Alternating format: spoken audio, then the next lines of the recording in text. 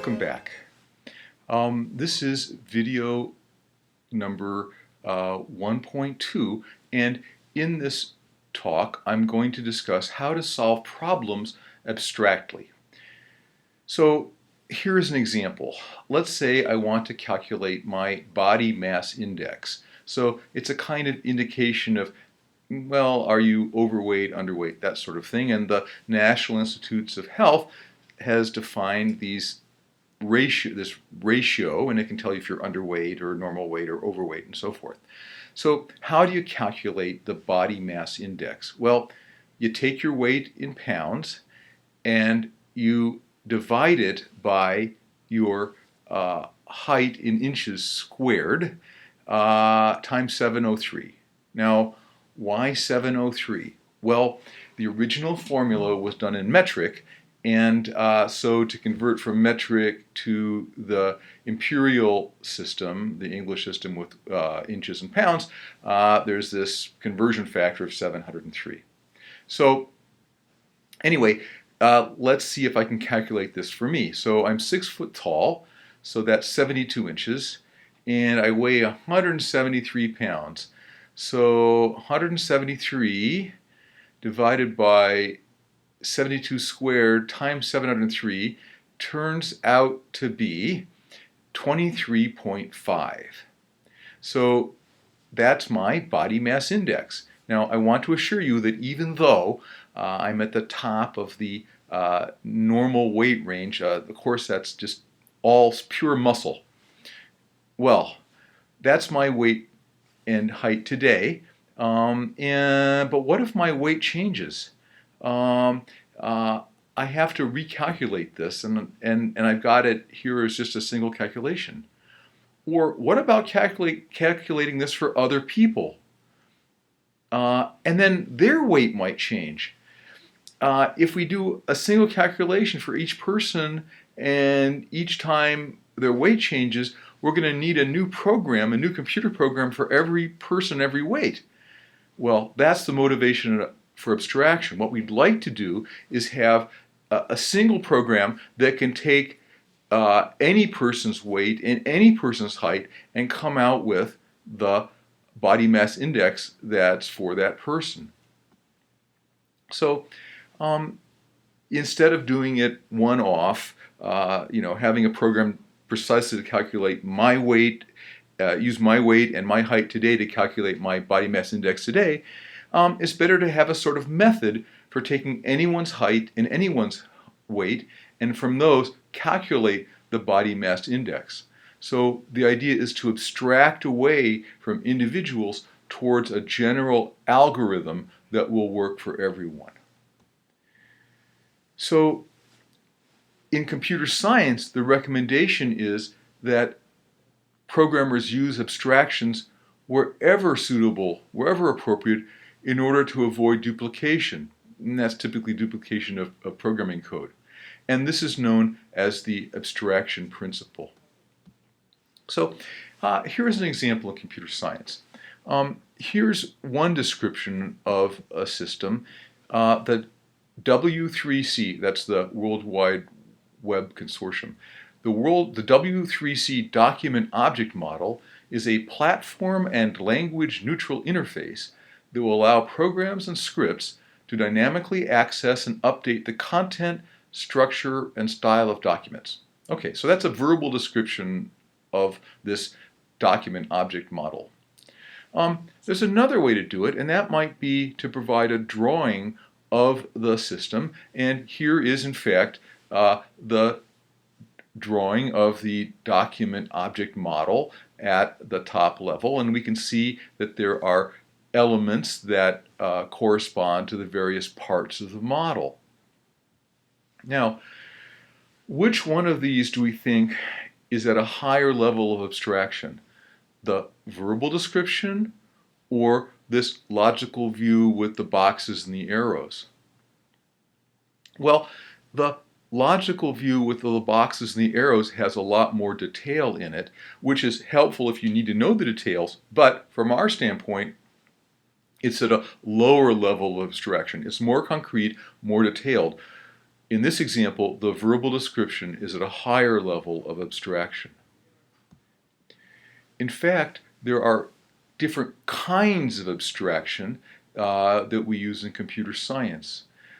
And we'll see starting in the next class that programs typically involve data, that's information like my height and weight, and control, that is what we do with those data. So data abstraction allows handling data, pieces of data in meaningful ways. So for instance, we might suggest that certain kinds of data are numbers and other kinds of data, for instance, might be text strings that we might use, for instance, to represent somebody's name. Control abstraction involves the use of subprograms, or methods, we'll call them in a little bit, and related concepts involving control flow. The idea is that instead of talking about the underlying subparts of a program, we can talk about the program as a whole. So that's data abstraction and control abstraction. Now, you might be thinking, well, this is pretty abstract. I don't really grasp it. But the fact is, we all use abstraction all the time in everyday life. For instance, think about the people that you meet, maybe in class, maybe socially, maybe with your family. So you meet a friend, and when you interact with that friend, you look at him or her, you're talking, whatever.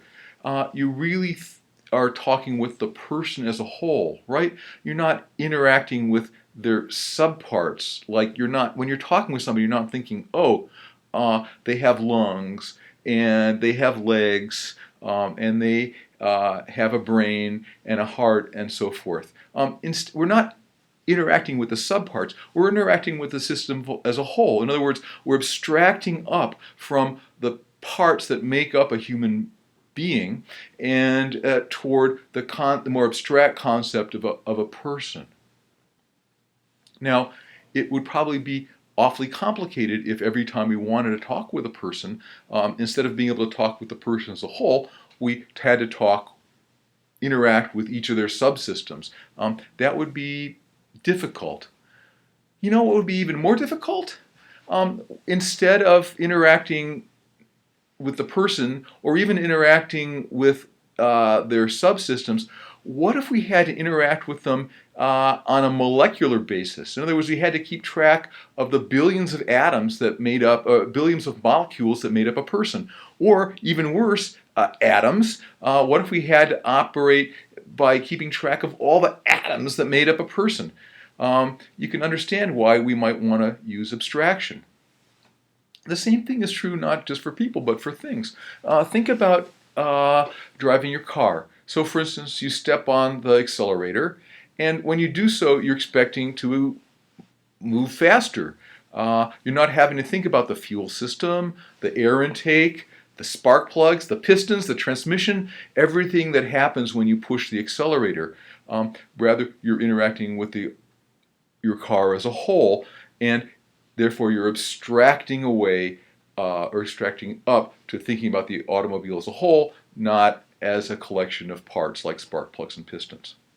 Or you might be thinking about interacting with a video game.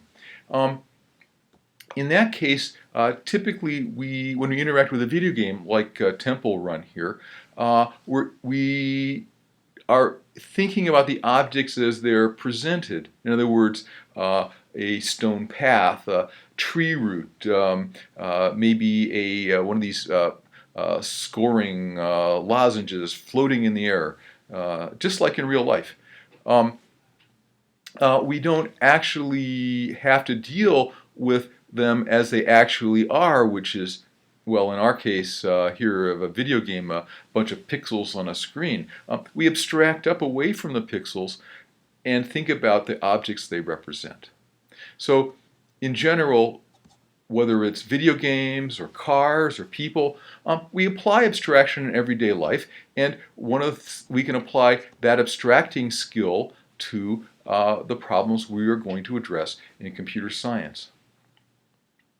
Now, it's not necessarily the case that we always want to work at the most abstract level.